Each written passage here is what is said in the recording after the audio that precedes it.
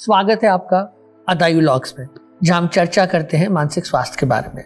हमने पिछली बार बात करी थी एनोरेक्सिया नर्वोसा के बारे में और इसके साइंस एंड सिम्टम्स के बारे में। अगर आपको जानकारी चाहिए तो आप यहाँ पे क्लिक करिए। आज हम बात करेंगे कि इस बीमारी में इलाज कैसे होता है एंड मोर इम्पॉर्टेंटली इसके कॉजेस क्या है। कम ना हम बायोसाइकोसोशल मॉडल की बात करते हैं, हम बात करते हैं कि बायोलॉजिकल फैक्टर्स होते हैं जो हमारे कंट्रोल में नहीं होते, साइकोलॉजिकल फैक्टर्स, और हम एनवायरनमेंट सोशल फैक्टर्स की बात करते हैं। और सोशल फैक्टर्स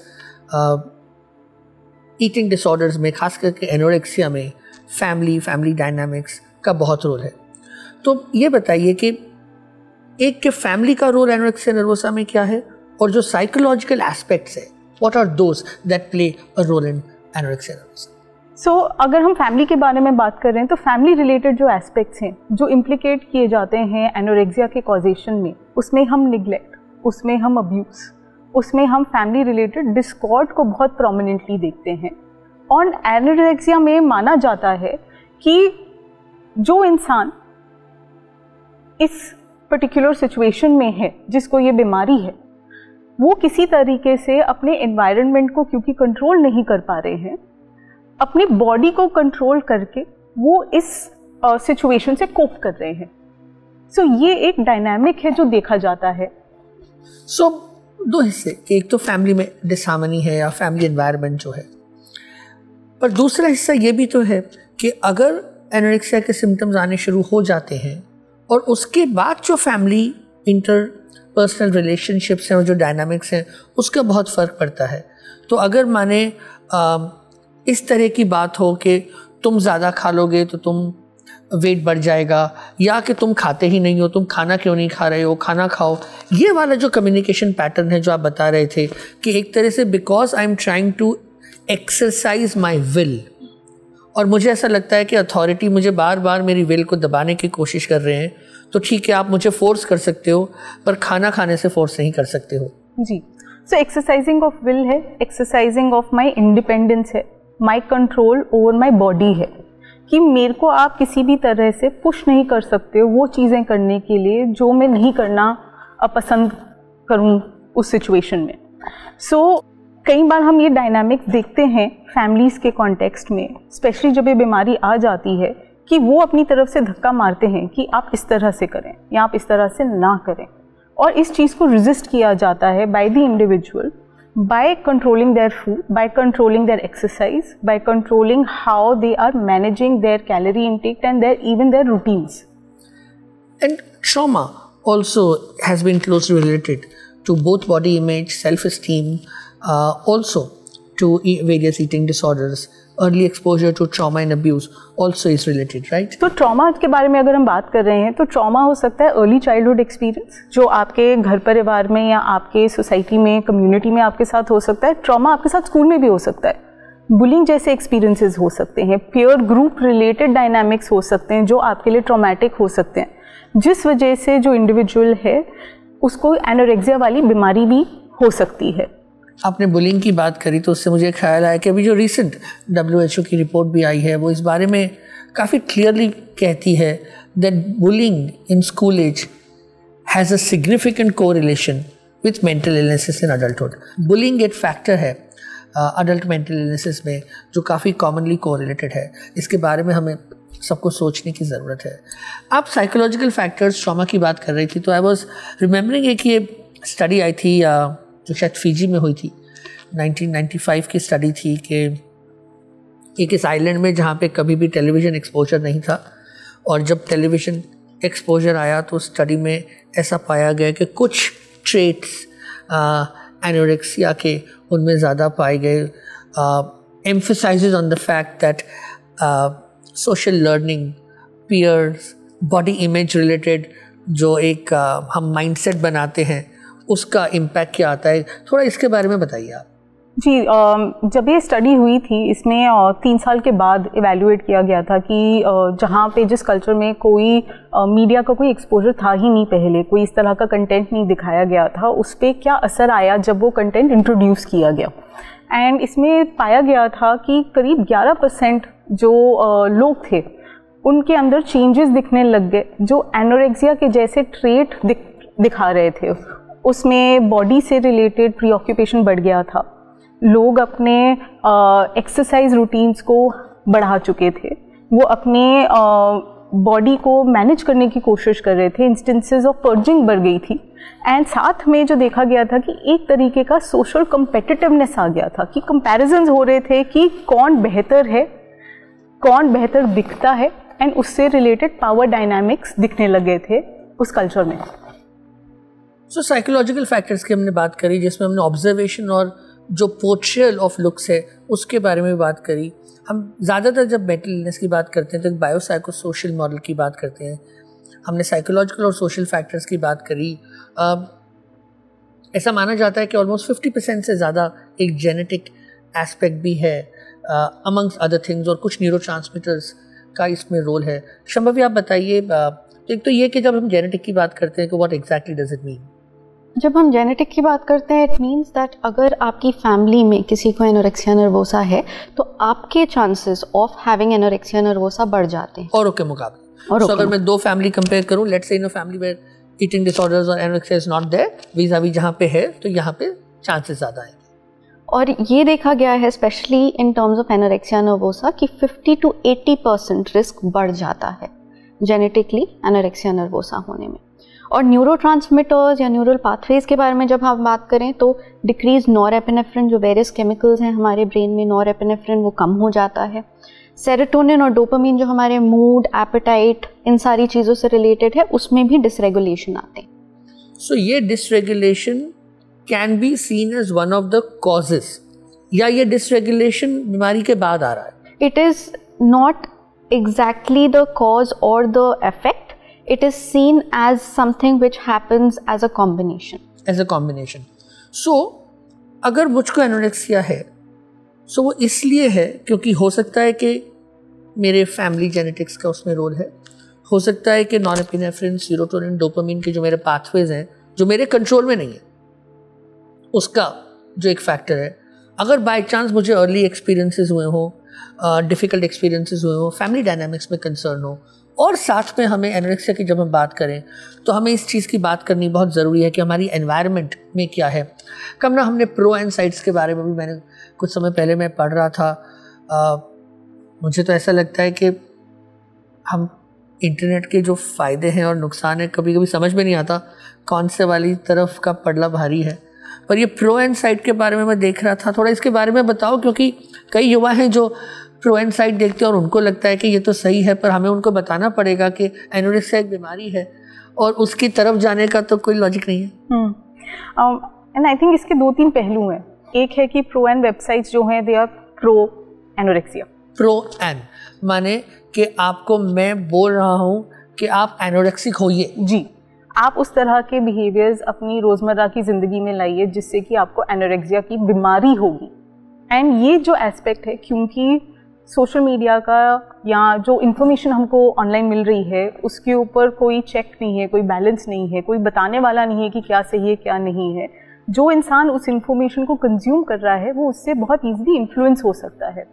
तो ये जो प्रो एना वेबसाइट्स हैं ये आपको इनकरेज कर रही हैं आप उन बिहेवियर्स को अपनी रूटीन्स में इंटीग्रेट करें। एक तरह से आपको सिखा रहे हैं कि आप किस तरह से अपने एनोरेक्सिक ट्रेट्स को और बढ़ा भी सकते हैं और आप औरों से छुपा के किस तरह से कर सकते हैं। तो जो लोग सुन रहे हैं, इंफॉर्मेशन सही सोर्स से लीजिए, उसकी जानकारी लीजिए। जस्ट बिकॉज ऑनलाइन कोई चीज़ अवेलेबल है या कोई आपको कुछ कह रहे हैं या आपके फ्रेंड्स देख रहे हैं वो सही हो और आपके लिए अच्छा हो, ये बात अपने आप में बिल्कुल ही सही नहीं है। हम बात करते हैं ट्रीटमेंट की। हमने बायोसाइको सोशल मॉडल की बात करी एज अ कॉज, तो उसी की ट्रीटमेंट के बारे में बात करते हैं। हम समझ पाते हैं कि साइकोलॉजिकल ट्रीटमेंट इसमें बहुत ज़्यादा रोल प्ले करता है। हमने पिछले एपिसोड में बात भी करी थी ईगो सिंट्रोनिक के बारे में। तो क्योंकि मुझे लगता है कि मुझे बीमारी ही नहीं है, तो जब इस तरह से आपके पास आते हैं, चाहे वो डॉक्टर्स के रेफरेंस से हो, चाहे परिवार लेके आए हों, स्कूल ने भेजा हो, तो how do you get this started? For example कि अगर मुझे इलाज ही नहीं कराना तो वो आप रैपो कैसे लाएंगे for further treatment? So I think सबसे बड़ा पहलू जो होता है ट्रीटमेंट में वो ये होता है कि आप एक एडवर्सरी नहीं बन सकते हैं। आप उनको कॉन्ट्रडिक्ट नहीं कर रहे हैं, आप उनको ये नहीं बोल रहे हैं कि आप गलत हैं या जो आपकी सोच है वो गलत है। आप उनसे पहले समझना चाहते हैं और धीरे धीरे उनका मोटिवेशन बढ़ाना चाहते हैं to be able to understand कि हमको चेंज की ज़रूरत है और क्यों है। उसमें हमको डिफरेंट एस्पेक्ट्स ऑफ अंडरस्टैंडिंग लाना पड़ता है। जो शुरुआत होती है वो अंडरस्टैंडिंग होती है कि आपकी लाइफ में उसका क्या इम्पैक्ट आ रहा है, मेडिकली, फिजिकली, आपके अंदर आपको चेंजेस दिख रहे हैं, आपके एनर्जी लेवल्स कम हो रहे हैं, आप चीज़ें मैनेज नहीं कर पा रहे हैं, आपकी लाइफ रिस्ट्रिक्ट होती जा रही है, लोग आपके जो आसपास हैं, आपके जो रिलेशनशिप्स हैं उस पर असर आ रहा है। तो पहला जो एस्पेक्ट है वो यही है टू इंश्योर कि आप उनसे कनेक्ट कर पा रहे हैं और वो आपको देख पा रहे हैं एज द पर्सन जो समझना चाहता है बजाय कि आपको चेंज करना चाहता है। सो आप उनको ये करो ये मत करो के बदले आप पहले उनको समझ रहे हैं और आप ग्रेजुअली एक नॉन जजमेंटल अप्रोच लाके रैपो बना के उनके इस जो करंट बिहेवियरल पैटर्न है उसके कॉन्सिक्वेंसेस जी के बारे में उनको एक तरह से उनका होराइजन ओपन कर रहे हैं। बिल्कुल। क्योंकि अगर मैं सिर्फ यही सोच रहा हूँ कि भाई मेरा वजन कितना है, लेकिन अगर मुझे ये भी समझ में आए कि उस वजन को मेंटेन करने के लिए जिस तरह से मेरा नुकसान हो रहा है अलग अलग पहलुओं पे लाइफ के, दैट्स द अप्रोच। और व्हाट आर द टेक्निक्स, मैंने कॉग्निटिव बिहेवियर के बारे में पढ़ा है, बिहेवियर थेरेपी की बात है, थोड़ा इसके बारे में बताइए दैट किस तरह से क्या टेक्निक्स यूज होती हैं, किस तरह की थेरेपी यूज होती है। सो 3-4 तरीके की थेरेपीज़ हैं जिनका रोल पाया जाता है। यूजली अगर हम ट्रीटमेंट्स की बात करते हैं, कोई एक तरीके की थेरेपी अपने आप में कंप्लीट नहीं होती है क्योंकि एनोरेक्सिया रिलेटेड जो एस्पेक्ट्स हैं वो काफ़ी ज़्यादा हैं। सो हमको मल्टी प्रोंग्ड अप्रोच लेनी पड़ती है। सो सीबीटी में जिस तरह से आप कह रहे थे, हम लोग सीबीटी या एनहांस सीबीटी जो ईसीबीटी है, इसमें फोकस करते हैं इंसान के थॉट प्रोसेस के ऊपर एंड बिहेवियरल स्ट्रैटेजीज़ के थ्रू उनके जो रिस्ट्रिक्टिव बिहेवियर्स आ रहे हैं उनको चेंज करने में उनकी मदद करते हैं। बट इससे भी पहले आता है मोटिवेशन बिल्ड करना। आप यूटिलाइज करते हैं techniques motivational aspects acceptance and commitment therapy के to be able to create that kind of understanding and motivation and उनकी तरफ से एक commitment to bring about change, क्योंकि वो चीज़ जो है उनके अंदर बहुत कम है अभी। तो हम इंटरवेंशन से पहले मोटिवेशन लाएंगे। सो एक्सेप्टेंस कि मुझे एक प्रॉब्लम है and then the commitment to start bringing about to bring up the change.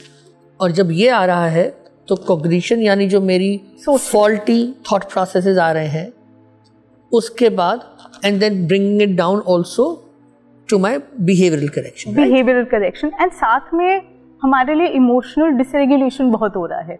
तो हम जैसे डायलेक्टिकल बिहेवियर थेरेपी है उसके टेक्निक्स यूज़ करते हैं जिससे हम उस इंडिविजुअल को अपने इमोशंस को कैसे मैनेज करना है, अपने डिस्ट्रेस टॉलरेंस को कैसे बढ़ाना है, क्योंकि आपके एनवायरनमेंट में अब इतनी ज़्यादा स्ट्रेस रिलेटेड रिस्पॉन्सेज आ रहे हैं आपकी तरफ से कि आपको उनको मैनेज करना सीखना पड़ता है। आपके रिलेशनशिप्स पे इम्पैक्ट आ गया, आपके काम पे इम्पैक्ट आ गया, आपकी डे टू डे फंक्शनिंग पे इम्पैक्ट आ गया है। तो आप उन चीज़ों पे भी देन काम करना शुरू करते, इमोशनल स्किल्स। सो हम बात कर रहे हैं कॉग्निशन यानी हमारी सोच, बिहेवियरल पैटर्न, हमारा एक्सेप्टेंस, हमारी कमिटमेंट इस ट्रीटमेंट पे, हमारे इमोशंस जो होते हैं बीमारी के कारण उसको कैसे मैनेज करना, और हमारे रिलेशनशिप्स। हम मेडिकेशंस की जब बात करते हैं सो कोमॉर्बिडिटी यानी एक बीमारी आती है तो उसके साथ जो ज़्यादा प्रेवलेंस होता है दूसरी बीमारियों का, सो एनोरेक्सिया के साथ ऑब्सेसिव कंपल्सिव इलनेस का प्रेवलेंस है, डिप्रेशन का है, एंजाइटी डिसऑर्डर्स का है, इंसोम्निया का है। इनके लिए हम दवा देते हैं। सो माने समबडी जिनको एनोरेक्सिया है उनको अगर डिप्रेशन भी है तो हम उसकी दवा देते हैं। सो ये एक बायोलॉजिकल फॉर्म ऑफ ट्रीटमेंट हुआ। पर क्या एनोरेक्सिया पॉइंट ऑफ व्यू से are there any treatments, medical treatments, और इज देयर एनी इनोवेशन और something research that is happening जिसके बारे में आप बताना चाहेंगे in terms of treating anorexia? Particularly जब एनोरेक्सिया का बायोलॉजिकल ट्रीटमेंट हम देखते हैं तो उसमें इतना मेडिसिन का रोल नहीं होता है। Like you said that it's more जब हम कोमॉर्बिड इलनेसेस को देख रहे हैं। बट अगर हम सिर्फ एनोरेक्सिया को देखें तो वहाँ पे जो रोल आता है वो अब आ रहा है रिसर्च रिलेटेड न्यूरोमॉड्यूलेशन का, इन द सेंस कि जो न्यूअर टेक्निक्स हैं उनका रोल आ रहा है कि रिसर्च हो रही है कि कैसे उसको हम यूटिलाइज कर सकते हैं इन तरह के बिहेवियर्स को, इन तरह के सिम्टम्स को चेंज करने के लिए। सो राइट नाउ डायरेक्ट मेडिकेशंस नहीं है, मेनली कोमोबिलिटी एंड थोड़ा रिसर्च आ रहा है around neuromodulation like RTMS and other neuromodulation techniques. Also, the fact that there are specialized treatments, inpatient treatment खास करके for eating disorder, because hospitalization at some point for eating disorders खास करके severity अगर ज़्यादा हो तो वो एक accepted norm है. So how do you go about an inpatient treatment for somebody with anorexia? जैसे हमने पहले बात की थी कि क्या क्या चीज़ें हो सकती हैं एनोरेक्सिया की वजह से, what are the effects a body can have. तो उसमें हमने कार्डियक इलनेसेस की बात की थी, उसमें हमने एमेनोरिया जो कि पीरियड्स इरेगुलरिटीज़ होती है उसकी बात की थी. तो इन सारे एस्पेक्ट्स को, सीरम इलेक्ट्रोलाइट इम्बैलेंस, इन सारे एस्पेक्ट्स को पहले असेस करना इम्पॉर्टेंट है. हमें असेस करना है कि कितना डैमेज हुआ है, और अगर ये डैमेज जो है हमें लगता है कि ये एमिनेबल नहीं है कि हम आउट पेशेंट बेसिस पे करें, इसके लिए प्रोलॉन्ग्ड हॉस्पिटल से या ये ज़रूरी है, तो फिर हम हॉस्पिटलाइजेशन की तरफ जाते हैं. एक और एस्पेक्ट, जब कोई इंसान इतने टाइम से कम खा रहा है, कोई इंसान इतने टाइम से अपने आप को इस बिंज पर्ज की साइकिल के थ्रू निकाल रहा है, तो एक और चीज़ आ सकती है जो कि है रीफीडिंग सिंड्रोम. रीफीडिंग सिंड्रोम में ये होता है कि जब बहुत कम न्यूट्रिशन जा रहा होता है और एकदम से कोई इंसान खाना शुरू कर दे, तो बॉडी में बहुत सारे चेंजेस ऐसे हो सकते हैं जो कि फेटल भी हो सकते हैं.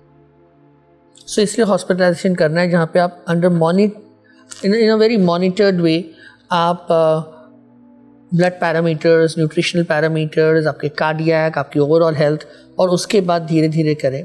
But while this hospitalisation would be happening, आपको साइकोलॉजिकल इंटरवेंशन भी करना होगा, बिकॉज अगर आप द गोल कांट बी कि सिर्फ आपने मैल नरिशमेंट ठीक कर दिया या वेट आप नॉर्मलाइज की तरफ लाए, क्योंकि हम बार बार कह रहे हैं ईगो सिंटोनिक, तो अगर वो बदलाव नहीं आएगा, आप एक्सेप्टेंस की बात कर रहे थे, सो वन दैट एस्पेक्ट. और दूसरा, क्योंकि हम ट्रीटमेंट की बात कर रहे हैं, तो the treatment from a families point of view, कि फैमिली का क्या रोल है. If you can help us understand both these aspects, that during in patient care what is the psychological intervention we do, and more importantly what is the role of the family, and family therapy कैसे करी जाती है. So in patient care में of course जो हम जिन treatments के बारे में पहले बात कर रहे थे वो तो हैं ही, बट साथ में आप एक मोर होलिस्टिक व्यू भी लेने की कोशिश करते हैं of what have been the long standing aspects of the illness as well.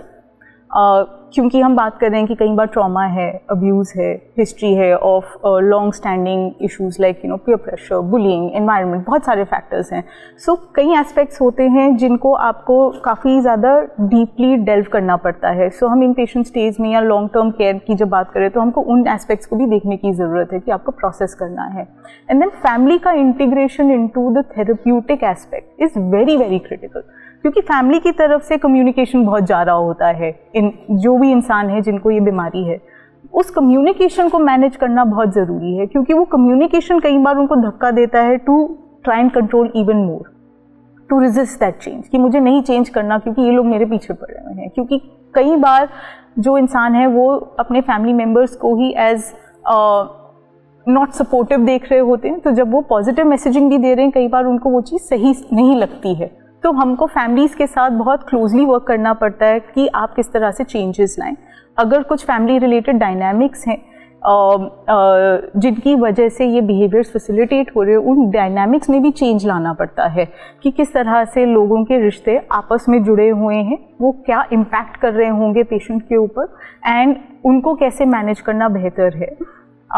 And अब वो अपने कम्युनिकेशन में क्या चेंजेस लाएं जिससे कि वो सपोर्ट ज़्यादा दे सकें, कि इंसान जो है अपनी बीमारी की जो रिकवरी वाला एस्पेक्ट है उस पर ज़्यादा फोकस लाए. सो एनोरेक्सिया की ट्रीटमेंट की जो हम बात करें और कॉज की बात करें, उसको बायोसाइकोसोशल मॉडल की तरफ से देखें. बायोलॉजिकली अगर न्यूरोट्रांसमीटर इम्बैलेंसेस आ रहे हैं, वो अगर कोमोर्बिडिटी ला रहे हैं, तो उसका ट्रीटमेंट है. रिसर्च हो रही है न्यूरोमॉड्यूलेशन के बारे में भी. Large part of the treatment is about psychological work, जिसमें various forms of therapy psychologist करते हैं, और फैमिली का रोल और फैमिली थेरेपी, ये जो कॉम्बिनेशन है, इससे एनोरेक्सिया नर्वोसा की ट्रीटमेंट होती है. आप सुन रहे हैं अदायु लॉग्स, जहाँ पे हम चर्चा करते हैं मानसिक स्वास्थ्य के बारे में.